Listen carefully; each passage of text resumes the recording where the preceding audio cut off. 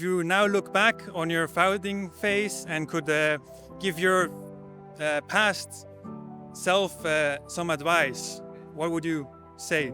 I think for me, the realization that it doesn't have to be perfect was very important. I mean, I personally come from software development, so I already have this iterative mindset about myself. But sometimes I catch myself very getting caught up in details, and I would tell myself that it's okay to iterate, to not be perfect. It's better to be fast and get feedback quickly in order to then adjust the course and not focus on like small details. Could you introduce yourself and tell us what your startup does? Yeah, of course. So my name is Kimia. I'm the co-founder of Kimiana, a startup that I founded together with my sister.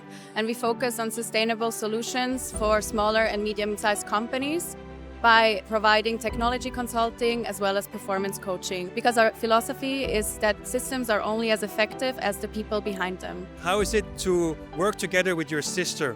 We are very complementary. So my sister is more creative. I'm very structured. She comes from a startup space. I come from big corporate, which is, I think, the perfect thing to have in a co-founder. And the most important thing is that she gives me accountability. So when I'm checking in with her, I know that I have to have my shit together and I have to have done my tasks, or otherwise she's going to give me shit.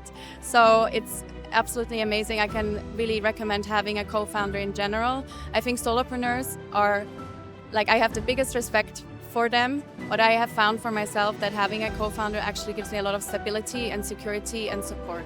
Was there kind of a pain point during your founding phase? Realizing that you need to be a salesperson as a startup founder was one of the biggest things that I had to overcome, because I'm not exactly within my comfort zone when I'm selling.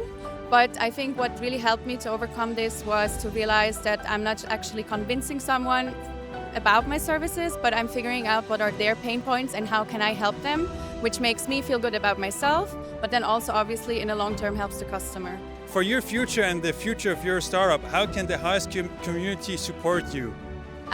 Spread the word. If you know someone who needs technology support or performance coaching, if you know someone who's very stressed all the time, has problems sleeping, we can help with that. But then also if you know someone who wants to build an app, shoot us a message at info@kimiana.co, and we're happy to get in touch and talk about your pain points.